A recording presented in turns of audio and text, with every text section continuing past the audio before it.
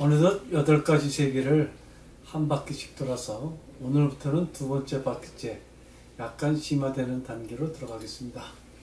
물질의 세계는 자연의 세계이고 바로 하나님의 세계입니다. 일례로 물질의 세계 자연계에서는 삼각형, 오각형, 칠각형, 완전 직선 이런 건 나타나지 않습니다. 어떤 모래사장에 90도가 꺾인 어떤 형체가 파묻혀 발견된다면 이 물건은 하나님, 자연이 만든 게 아니고 분명 어떤 문명이 만든 것이라고 추정할 수 있겠습니다. 자연계에는 원형, 구형은 존재합니다. 공 모양은 하나님이 만드는 모양입니다. 태양도 구형이고 밤하늘에 저 수많은 별들, 항성, 행성, 위성들이 모두 공 모양입니다. 반면 태양빛을 직선으로 볼 수도 있는데 워낙 한꺼번에 쏟아지는 것이라 가느다란 실 같은 태양빛은 평소 볼 수가 없겠습니다. 이렇게 자연을 잘 관찰하면 어떤 공통된 형상이 있음을 알아차릴 수 있겠습니다. 오랜 세월 사람들은 자연계의 언어를 발견하기 위해 관찰을 계속하였습니다. 그 결과 오늘날의 물리학이라 할 수 있는 어떤 법칙들을 하나 둘씩 공표할 수 있게 된 것입니다.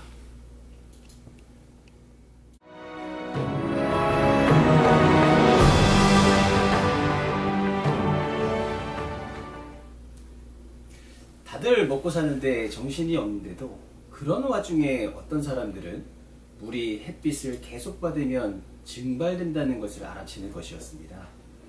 바닷가나 호숫가의 물들이 안개로 변하고 수증기들이 모여서 구름이 만들어지고 구름들은 모여 다시 태풍으로 변해 비를 뿌린다는 것도 관찰력이 있는 사람들이라면 쉽게 눈치채는 것이었습니다.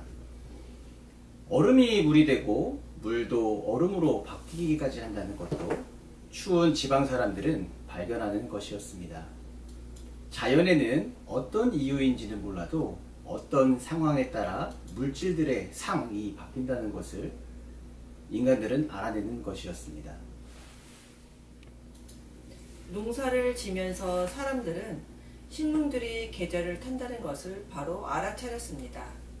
봄이 되어 씨를 뿌리면 어느새 싹이 돋고 여름 내에 무성이 자라다가 가을쯤 되면 곡식들이 여물고 열매들이 풍성해져서 따 먹을 수 있게 되는 것도 알게 되었습니다. 가을에 수확이 끝나 겨울이 되면 낙엽들이 다 지고 앙상한 가지들만 남았다가 봄이 되면 다시 새싹들을 틔우고 어떤 이유인지는 모르겠지만 나무와 풀들이 태양과 계절과 관련이 있다는 것을 눈치챌 수 있었던 것입니다. 아, 자연의 생물들이 저 태양과 무슨 관련이 있구나. 이런 생각들이 전승되면서 후대에게 교육되어지는 것이었지요. 이따금씩 원인을 알 수 없는 산불이 일어나 산야의 많은 것들을 불태우는 것이었습니다. 그런데 묘하게도 불태워졌던 그 자리엔 더 좋은 양식들, 일례로 감자나 고구마 등이 더 잘 자라는 것이었습니다. 희한한 일이다 싶었습니다. 뿐만 아니라 불에 타버린 어떤 흙 무더기는 나중에 더 단단한 돌멩이처럼 굳어지는 것도 보게 되는 것이었습니다. 불에 그슬린 짐승들은 먹기가 더 좋았고 불은 나쁘기도 하였지만 의외로 좋은 것도 있다는 것을 발견하게 되는 것이었습니다. 이때부터 사람들은 흙을 불게 구워서 벽돌을 만드는 기술을 발명해내었습니다. 이게 한번 성공하자 여러 곳으로 번지더니 이내 불가마에서 그릇과 항아리, 도자기들이 나타나는 것이었습니다. 사람들은 물도 중요하고 불도 중요하다는 것을 알아차리는 것이었습니다. 불에 흙을 구우면서부터 흙 말고 다른 걸 구우면 어떻게 될까 하는 생각이 드는 것은 자연스러운 흐름이었습니다.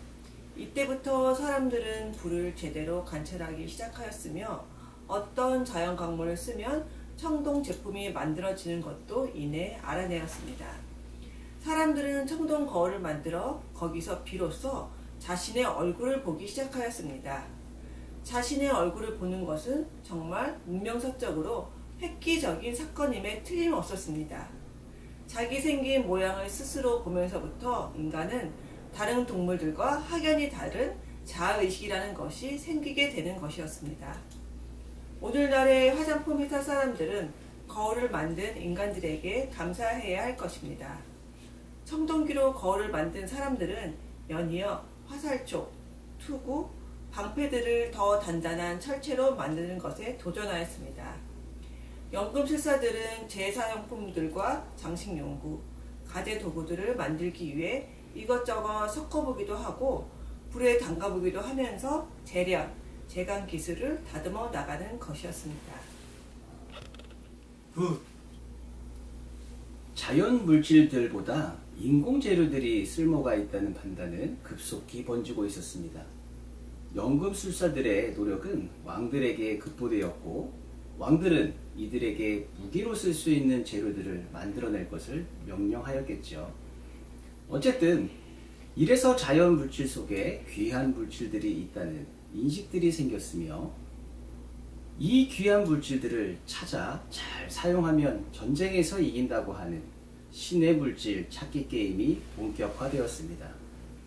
이런 한편 인간들은 자연계를 관찰하면서 모든 것들이 변화 속에 있는데 이 변화에도 변하지 아니하는 어떤 원리들이 있다는 것을 알아내기 시작하였습니다.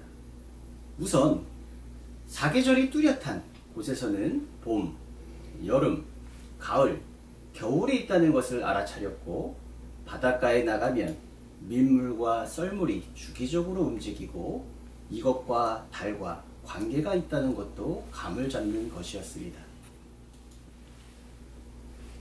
엄청나게 많은 변화가 있지만 그 속에 변하지 않는 어떤 원리, 그 대표적인 것으로 중력이라는 것이 있음을 알아차린 것은 위대한 인간 뉴턴이라는 사람이었습니다. 뉴턴은 지구의 중심으로 모든 물질들이 몰리는 경향이 있고 이것 때문에 공중에서 떨어지면 사람이든 짐승이든 모두 치명적이라는 것을 알아차리는 것이었습니다. 그런데 왜 달은 안 떨어지는 것일까? 그리하여 한참 생각한 후에 달이 안 떨어지는 것은 달과 지구 사이에 중간지대가 있을 것이란 생각을 해보는 것이었습니다. 즉, 어디서부터는 지구로 떨어지고 어디서부터는 달로 떨어지는데 이들 사이에 중간지대도 있어서 균형이 유지되는 것 아닌가 하는 판단인 것이었습니다. 동양에서는 노장자의 도가 철학에서 변화와 변화 속의 진정한 불변자 자아에 대한 강조가 나옵니다. 장자는 일찍이 세상 모든 것은 변화되며 따라서 인위적인 집이라고 하는 개념이 나옵니다. 이것은 허망함으로 자연의 순응에 살 것을 강조하는 것이었습니다. 권력도 명예도 국가도 다 집이라고 하는 것이었죠. 이러한 전통은 불교 선종으로 이어져 나가는 것이었습니다. 자연계 하나님의 세계가 본래적으로 변화 속에 있으며 인간이 인위적으로 어떤 질서를 만들어도 하나님의 본래의 질서와는 상당한 차이가 있다는 것이었죠. 서양에서는 헤라클레이토스가 같은 강문에 두 번 들어갈 수는 없다고 일찍이 선포했고 이러한 사상은 20세기까지 내려와서 저 유명한 화이트헤드로 이어지는 것이었습니다. 화이트헤드는 불변하는 실제라는 것은 없으며 모든 것은 변화되는 과정 중에 있다고 주창하는 것이었습니다. 변화라고 하는 단어는 이 우주를 관통하는 언어 같습니다. 태초 빅뱅으로부터 어떤 동적인 움직임, 동력학이 시작되었고 이 움직임은 지금까지 계속되고 있는 중입니다. 움직임이 없으면 우주는 사망했다고 말할 수 있을 것입니다. 살아있는 모든 것들은 움직인다, 변화되고 있다고 보면 좋겠습니다. 태초의 어떤 질서에서부터 살아 움직이기 시작하면서부터 무질서도, 엔트로피라고 얘기합니다만은 무질서도가 계속 증가하고 있다고 보통 얘기들 합니다. 오늘은 여기까지 하겠습니다. 자연스럽게 변화와 엔트로피까지 얘기하게 되었습니다. 다음 시간에는 변화 속에서 발견되는 작은 현상들, 중력, 전자기력, 양력, 강력 등에 대해서 살펴보도록 하겠습니다. 움직이는 세계에는 바둑판 안에도 길이라고 하는 것이 있듯이 변화하는 세계 속에 물리라고 하는 것이 있는 세계입니다. 여러분 좋으셨다면 구독과 좋아요, 응원 댓글 3종 세트 부탁드리겠습니다. 여러분의 응원이 저희 방송이 명품 방송이 되는데 결정적인 역할을 해 주실 것입니다. 감사합니다. 그럼 다음 시간에 다시 뵙겠습니다.